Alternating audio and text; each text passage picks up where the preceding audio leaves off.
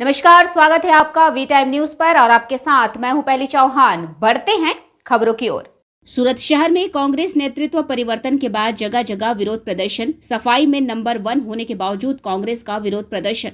सूरत नगर निगम सफाई में नंबर 1 हो रहा है, जबकि कांग्रेस हर जगह गंदगी की शिकायत कर रही है। सूरत के उधना दरवाजा ख्वाजा नगर में सपा द्वारा अभियान शुरू करने से पहले सूरत सालाबाद पुलिस ने कांग्रेस कार्यकर्ताओं को हिरासत में लिया। कांग्रेस नेता कल्पेश बारोट ने कहा कि सूरत शहर में 2 हिस्सों में बंट गया है।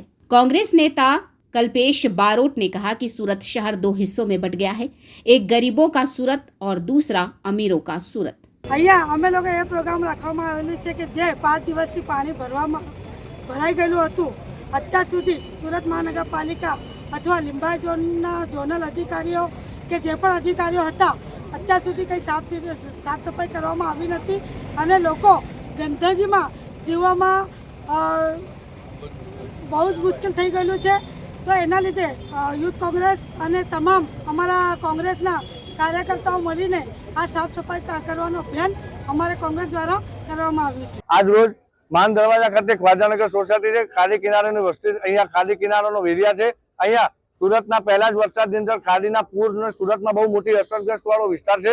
જ્યારે 5 દિવસથી લોકોના ઘરમાં પાણી હતા, એ ઉતર્યા બાદ આજે 5 દિવસથી કોઈ સફાઈ થઈ નથી।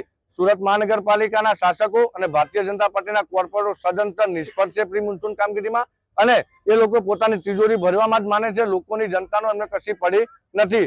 આવનારા સમયની અંદર શહેર કોંગ્રેસ, યુવા કોંગ્રેસ, મહિલા કોંગ્રેસ, રાજીવ ગાંધી પંચાયતી સંગઠનના સભ્યો સાથે કોંગ્રેસ પાર્ટીની વિચારધારા સાથે આ લોકોના તકલીફમાં ખભેથી ખભો મિલાવીને ઉભા રહેશું। સાફ સફાઈનું અભિયાન આજે ચાલુ કર્યું છે।